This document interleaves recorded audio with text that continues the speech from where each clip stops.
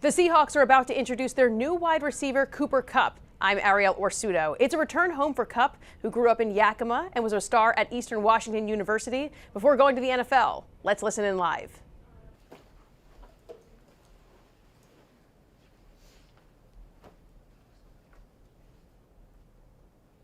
Perfect.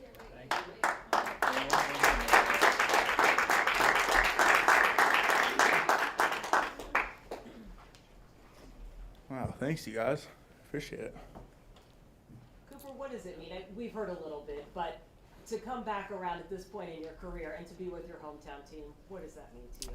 Yeah, no, it's a really cool thing. Obviously, growing up in Yakima, watching the Seattle Seahawks growing up, and I've talked a lot about memories and experiences. I mean, that's what football is, right? It's like it's remembering all those big moments. And we're walking through the halls back here. It's like looking at these photos of just moments in games and being able to recognize, like, man, I remember where I was when that happened and that moment happened. And growing up watching Seattle, watching football being a huge part of my life, and then playing in Eastern Washington, full circle moment coming back to being able to throw on a Seattle Seahawks uniform. That's a really cool thing, and something that I don't take lightly, and just really excited to be able to be a part of this program, what this program's been about, and continue to move it forward. Did the Seahawks and watching Seahawks shape anything about your game and the way you approach football? Well, I mean, certainly there's players that you watch and you learn from. I think that's been my thing, is being able to see what guys do and say, hey, is that something that I can do? Is that something that I want to implement in my game? And we were just talking down the hall. Doug Baldwin, one of the best come to balance releases in history. Little pieces of game. It's like little pieces of game like that. That's like, man, that's something that I do. It's watching Doug Baldwin do that stuff to guys, turn people around all the time. So that's part of what it's in my bag. It's something that I carry with me, and so it is. There's guys that have come through this organization that have been impactful in ways they might not know about how I play the game. You've proven people wrong throughout your career, and there's some people saying, maybe he's injured, he's too old. Are you taking that as a challenge to prove people wrong again?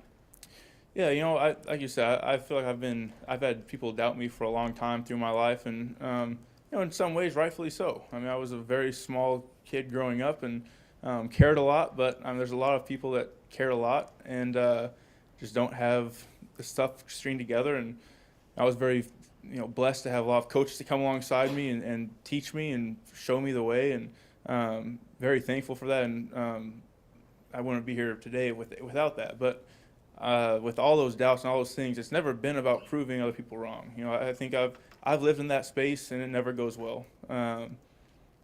It's been about being who I am, like believing in myself and knowing that I can be who I see myself becoming. And when I've taken that attitude, when I've taken that mindset, that's when I've always been at my best. And I'll continue that. I know how to navigate these waters. I've been here before. And it's not about the negative energy of trying to prove anyone else wrong, trying to make anyone else feel bad about anything. Just about being myself and being who I believe I can be, and going out there and playing the game I love.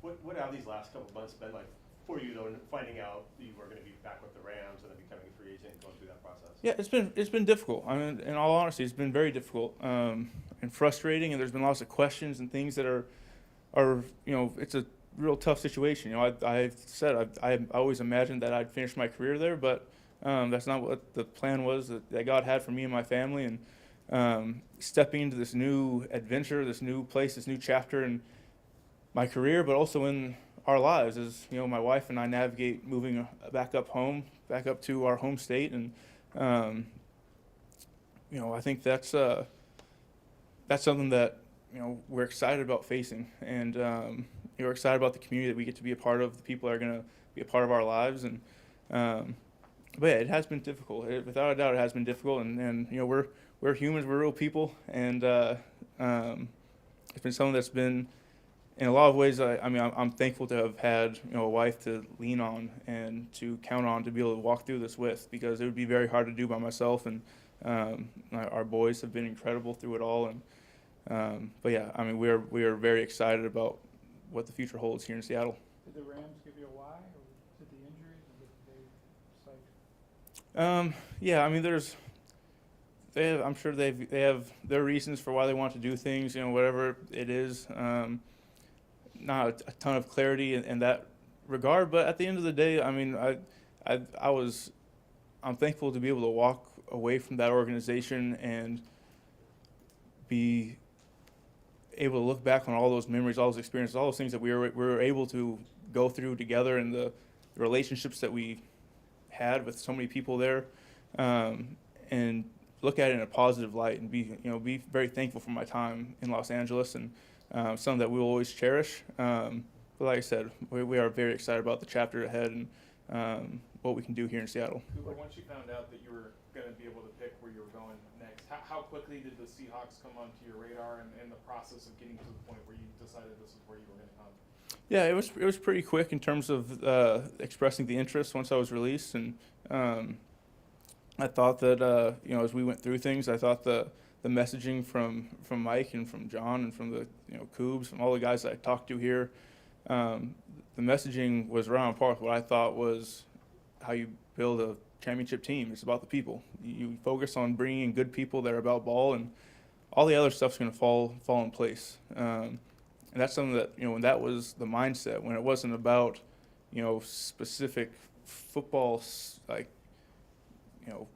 football people that you're trying to get in place. Like we're trying to get just the people. We're trying to get solid people that know how to work, that are about playing this game the right way. That's something that I was like, man, this is something that I know that's how you build a good team. I know that's the best teams I've been a part of have been built that way. And so that excited me. And, as time went on, talking to, Ernest Jones, who's been here, I've known, talking to Jackson, talking with, Sam after he had signed on, and, various guys in the organization that's like, hey, it was the same messaging every time. It's like, hey, we're building something here that's special, and we've got the right people in the building to do it. It just built up, and now I'm really excited to be a part of it. What are your thoughts about being part of sort of a revamped offense with a new quarterback this year also? Yeah, I was initially I was really, I felt like I was behind the 8 ball a little bit. I was like, man, I'm gonna be behind everyone trying to figure all this stuff out. And there was actually not until a couple of days ago that I realized, day 1 OTAs, everyone's learning this offense. So that's gonna be fun. I think that's gonna be something that I'm excited about in terms of, especially with Sam coming in here, and we get to learn this offense together. We get to, as it grows, as every offense, you have the starting point of how you want to do things, what that's going to look like, and as the players come in and bring it to life, it grows, it changes, it morphs into accentuating the guys' abilities of the guys that you have. And I'm excited to be able to go through that. It's just such a fun process, and being able to build that, and it's something that gets me very excited about this offense, about this team. How familiar were you with Sam before all this, and did that play a part in you wanting to be a part of his offense with him? Yeah, so I had watched him quite a bit when he was at USC competing there. Watched him early in his career, and I thought, man, he in terms of thrower of the football, he makes some incredible throws, and went through some things. He's been through some difficult circumstances, but his confidence, his ability to maneuver those things and be able to come back and have the year that he did last year, when in this league, that's a hard thing to do. But that confidence, like I touched on before, it's not about what other people think about you, it's who you believe that you are. And him being able to come out and compete like he did last year, I think that speaks a lot to the person. And I'm really excited about, obviously, a great football player, and just seeing how he works, how he goes about his business. And I've heard all great things, and excited to build this thing with him. You've predominantly played in the slot in your career, and so has Jackson Smith and Jafa. How do you kind of foresee that playing out, and that's something you talked about with coaches?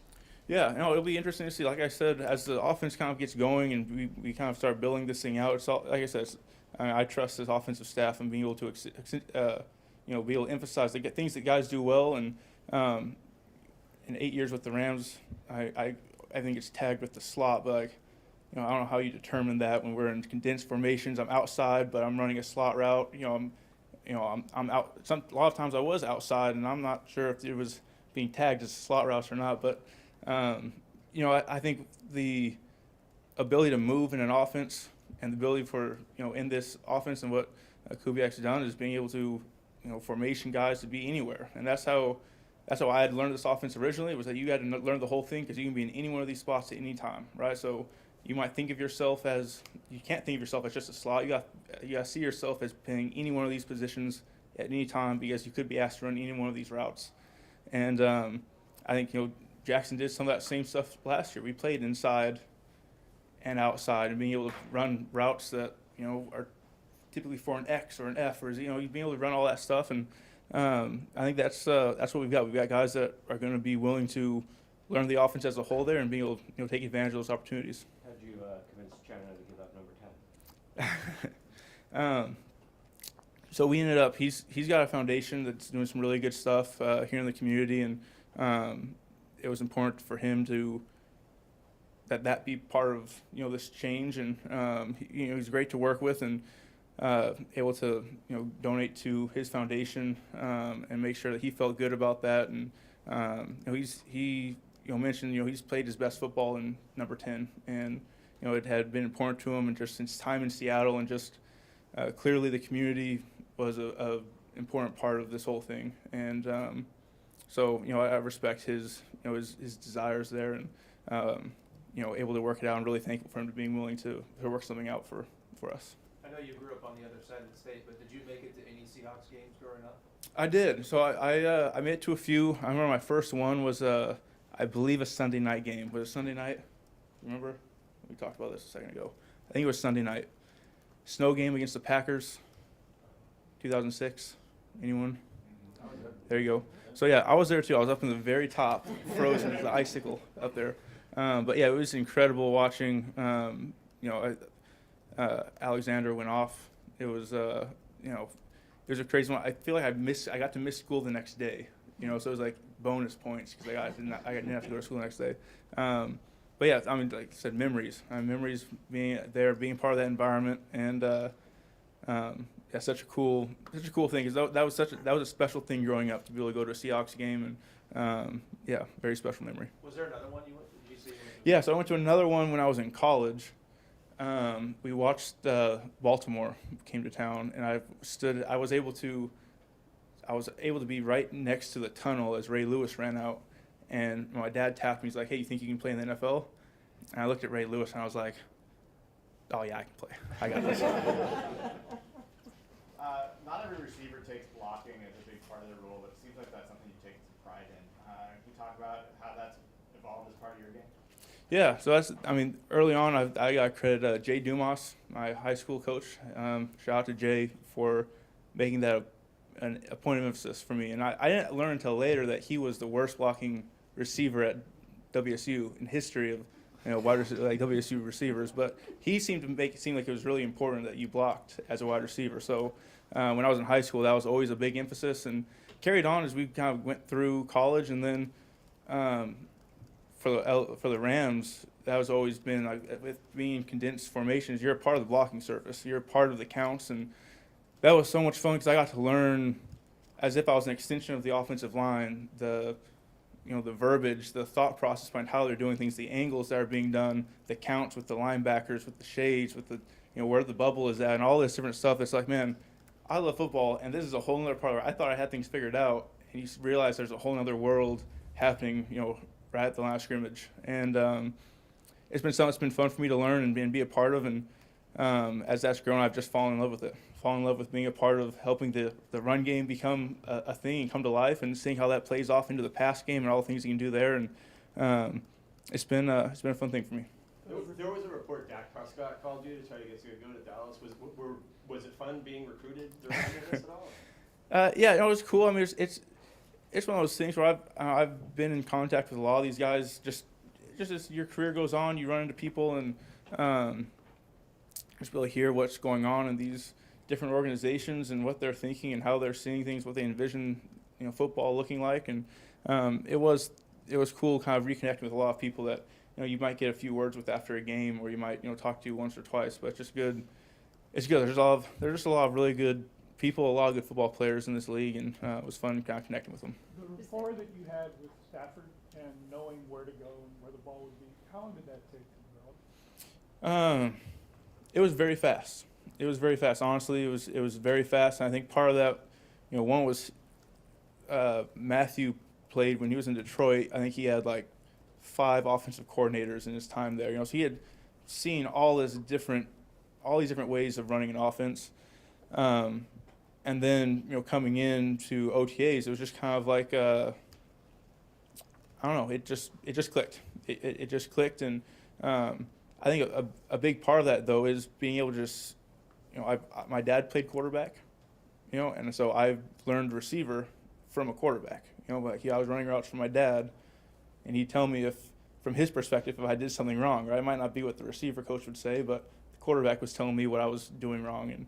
And I think that's helped set things up to be like, I feel like I can understand what a quarterback's seeing and how he's feeling based on the coverage and where the openings might be. And, I think I play a role in that and trying to make sure that I can be able to find those soft spots for him. And I'm looking forward to, Sam. He's going to be in a similar spot where he's played in a lot of different offenses now.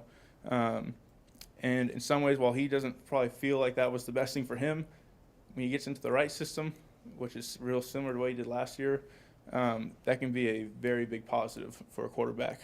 You mentioned Coach Dumas, and I spoke with him earlier, and he told me a story about you in 9th grade coming to him in the weight room. You just got your sling off from your broken collarbone, and he said that you asked him the stats of going to college and then going to the NFL. He told you the stats, but that didn't really faze you. You were determined. You said, if that's what I got to do, I'm going to do it. How do you carry that mindset with you still today? Yeah, I remember that conversation because I told him what I want. I said I want to be a running back at USC. That's what I said. I told him I said I want to play running back at USC.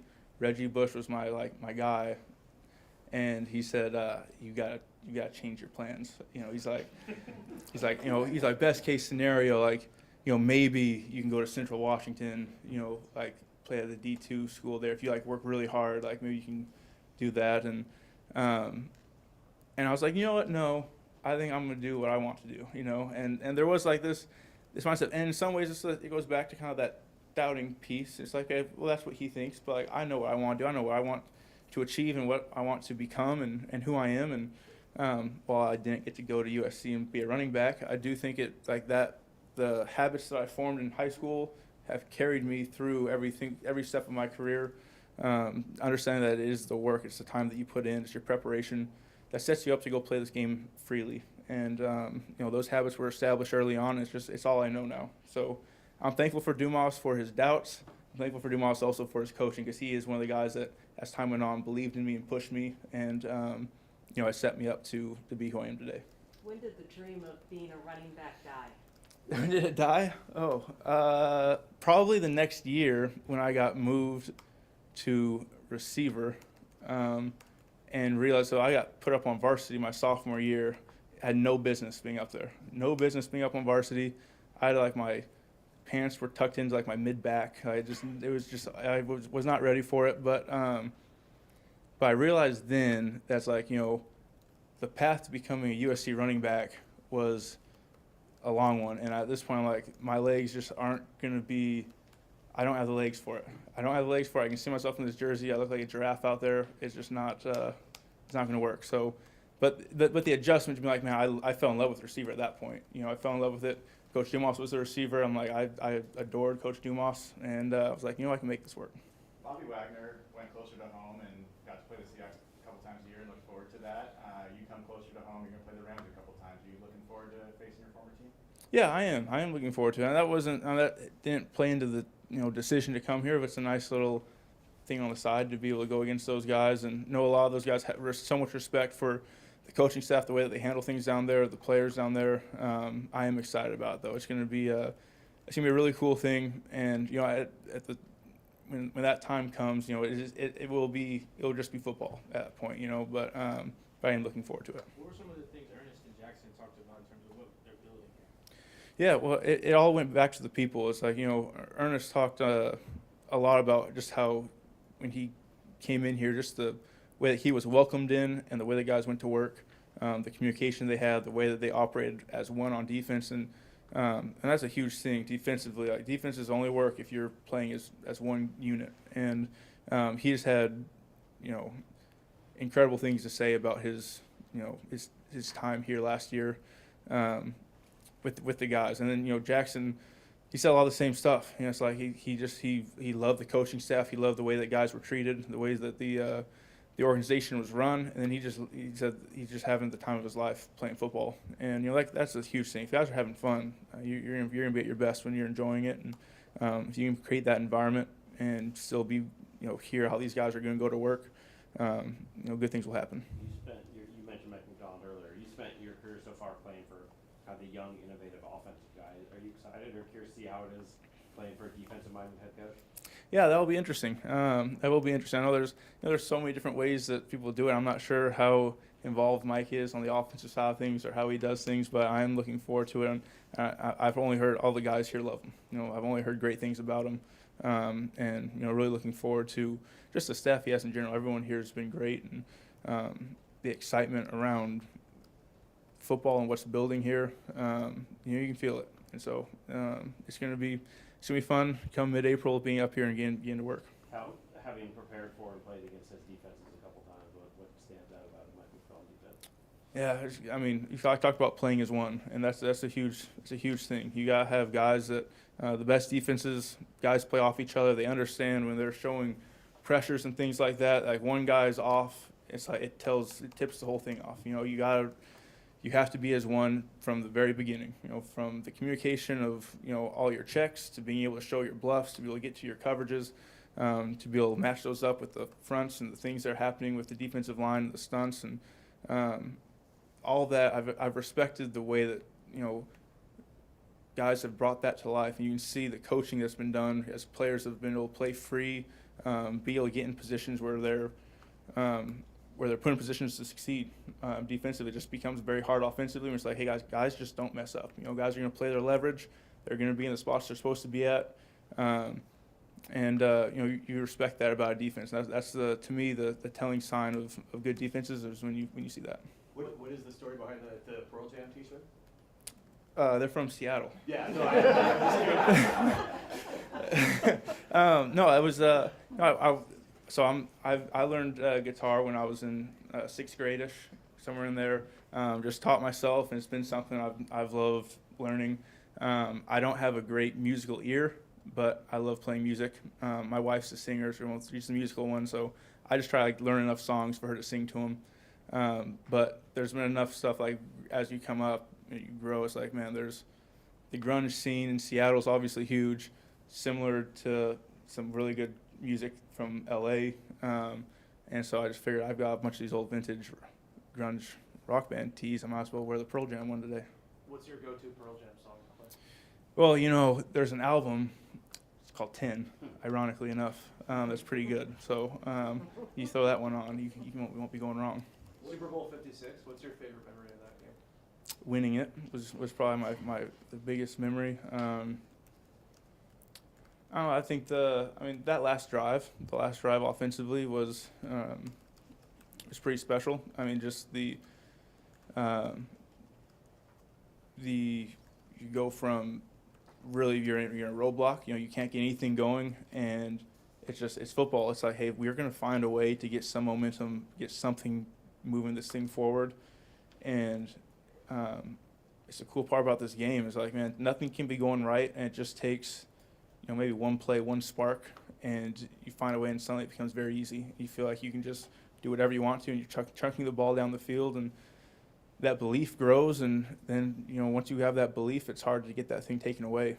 And I think that's speaking on, that's a special thing too about teams in general, and a big thing that played into wanting to come to Seattle is there's a belief here. There's a belief. There's organizations in this league that believe they're going to lose, and there's organizations that believe they're going to win. And here in Seattle, you've always seen that belief that they're going to find a way to win the game, and that's a very powerful thing in this league, because a belief is what it takes to get that spark, to get that opportunity, and as long as you have that belief, you've always got a chance. So excited to be a part of that. What is Jake Pete's impact on your game when you guys are Pete's doesn't do anything, man. He's standing back there right now. That's why I said that. Pete's has been awesome. He's obviously been. He was in my room. Before he came here, he was in the room with us as wide receivers, and a huge part in just the way that we operated.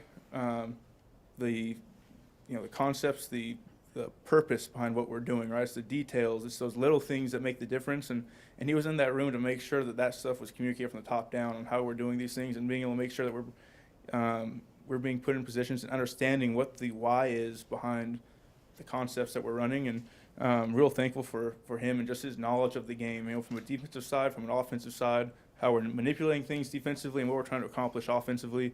That stuff goes a long way. And so if you can play that way as a receiver, you can get to the point where you can play fast still with that mindset of understanding what you're manipulating. It gives you a huge advantage. So I'm really thankful for Pete and what he meant to me there, and excited to be back here with him. Anything else? Thank you. Awesome. Thank you, guys. Can we get a shot at the shirt? Send that to Eddie. Yeah, thank you. Yeah.